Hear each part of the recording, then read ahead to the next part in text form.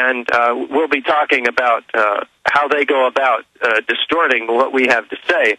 But it's very important that people understand that I spent an hour with him highlighting the evidence of the free-fall acceleration of World Trade Center 7, and the pools of molten iron that are found underneath it and the Twin Towers.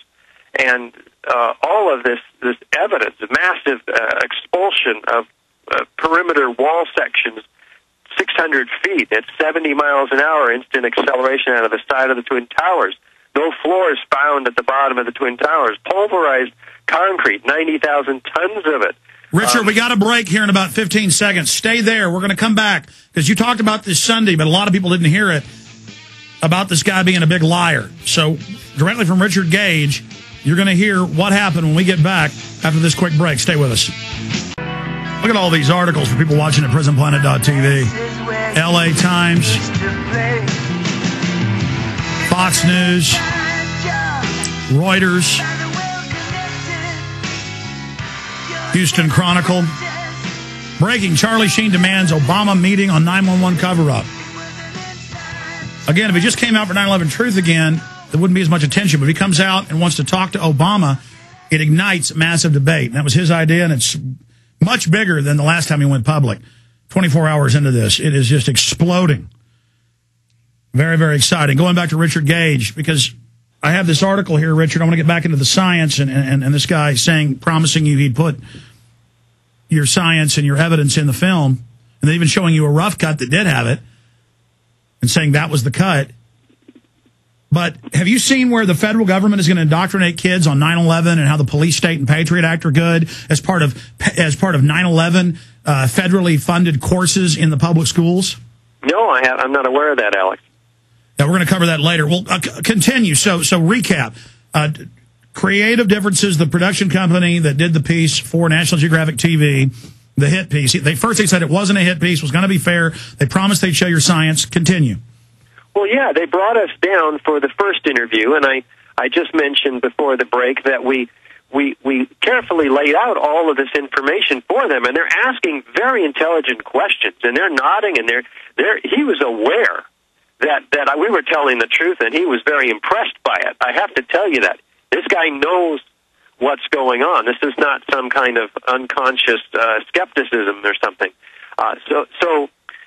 We go 4 months later. We're invited back because he wants to show us the rough cut because he has had criticism in the past where he felt he said people have thought that their interviews were taken out of context and so forth. So he brings us back, and I'm watching myself in the rough cut with all of this evidence, and I'm delighted because we're talking about molten metal. We're talking about nanothermite chips found in the dust, very high-tech stuff, not made in a cave in Afghanistan. I think your next hour's guest, Stephen Jones, will be talking in detail about that. But I told him about the small, previously molten iron spheres the size of a human hair that are found in all the dust samples, ignited thermite by chemical analysis. Anyway, all of this was in there, and we're delighted, right? And then he brings out these experiments that he's done. Emmertech, who's really nothing more than a defense contractor at New Mexico, because they're like Lawrence Livermore Lab or something. All of their money comes from defense. They're on the government payroll. That's for sure. And so they have these 3 experiments. They never talked to us, said what experiments they might be doing, what they didn't get our input at all. It's just we're just watching these experiments. So they lure you back to see the rough cut, and it's these experiments. Yeah, then we see the rough cut, and we're delighted with what we were shown of ourselves, and then these experiments come on, and we're going, what the heck is this? Because we're looking at... And by the way, they're videotaping your response. They're like, come see the rough cut. Now come in here. We want to show you some other clips. I mean, is that how this happened? And then really they're videotaping you?